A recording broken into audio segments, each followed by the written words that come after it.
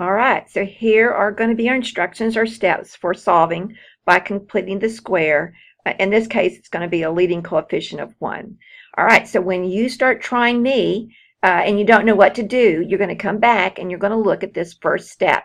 And you're going to try and step through and follow what it says. And then we'll look and see how where you went wrong or if you got it right.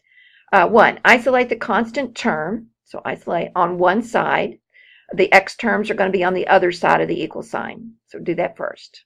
So let's do that. So I want to get my constant, which is this 10, and I want to move it to the other side. So I'm going to have y squared plus 6y. I'm going to leave a gap right here, and I'm going to put my minus 10 over here, add 10 to both sides. So this is going to be plus 10.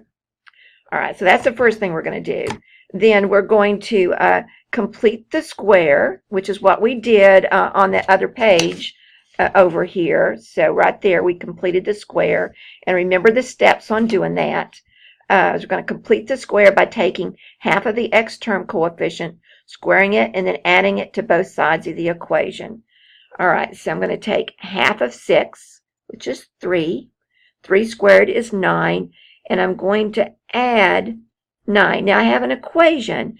Anytime I add something to the left, I need to also add it to the right. So we added it to both sides of the equation. 3, factor the resulting perfect square trinomial. So here we go. So that means this is going to be y plus 3 squared. And write it as a square of a binomial, which we just did. And on this right side, I'm going to say 10 plus 9 is 19 at the same time. All right, so now my trinomial is written as a square, and I can use the square root property. So I'm going to take the square root of both sides, don't forget plus or minus, and that's going to give me y plus 3 is equal to plus or minus the square root of 19. I lost that one there. Square root of 19. And then to finish solving it, I'm going to move my 3 to the other side and subtract it. So I get negative 3 plus or minus the square root of 19. So 2 answers, negative 3 plus square root of 19, negative 3 minus square root of 19. All right, so what's fresh in your mind? Try B. Okay, hopefully that worked out just fine. And so now let's do C. So this time, same steps.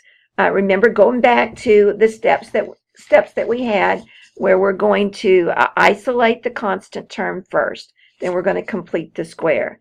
So I'm going to isolate by moving my 3 over. So m squared minus 3m is equal to negative 3.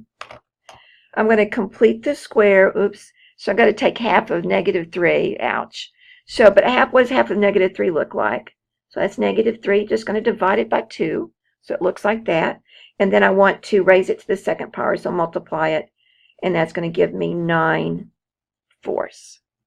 All right, so half, square it. So I'm going to add it then to both sides of the equals. All right, so then we're going to rewrite. So that's going to be m minus 3/2. So notice that's the same as what we had over there. Squared is equal to, now I need to add these, so I need a common denominator for 3, so that's going to be negative 12/4 plus 9/4, so that's going to give me a negative 3/4 over here.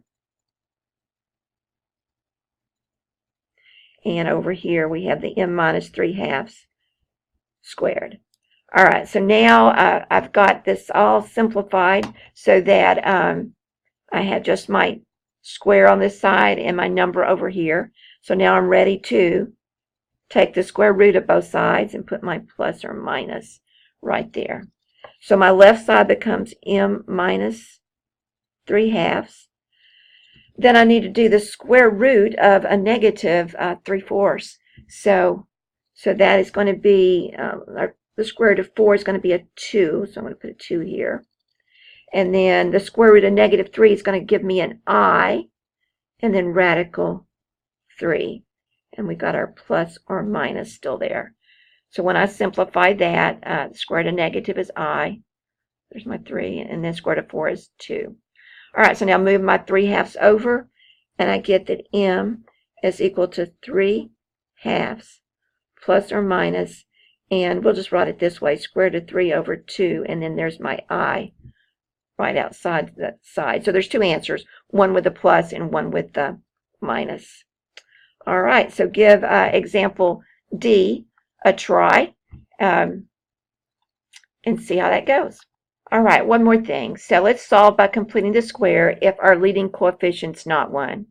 If our leading coefficient's not 1, we want it to be 1. So basically all we're going to do is we're going to divide through by 2 here, so that now I'd have a 1. So I'm just going to divide everything by 2. So that's going to give me y squared plus 7/2 y plus 2 is equal to 0. So just make sure that that first number is a 1, first coefficient. All right, so then we're going to do it just as we did earlier. So we're going to then isolate. So I'm going to keep my y terms on the left, subtract 2 over here. Then I want to complete the square. So I want, here it's another hard one, half of 7/2. So I'm going to come over here and do my thinking. Half of 7/2 is 7/4. And then when I square it, 7/4 to the second power is going to be 49/16. So I'm going to add 49/16 to both sides of the equal sign. Then once I do that, I'm going to rewrite this as x plus the square root of this, so that's 7/4. And then write it as a square. And then over here I need to add, so I need 16. So that's negative 32/16 plus 49/16. And that's going to add up to be, 9 minus 2 is 17/16 is equal to x plus 7/4 squared. I'm going to take the square root of both sides. So here we go, square root, put my plus or minus, and then I'll have x plus 7/4 is equal to plus or minus, and then square root of 17, and the square root of 16 is 4. So then I'm going to come over here and put my answer in here. And so I need to now put my 7/4 to the other side by subtracting it.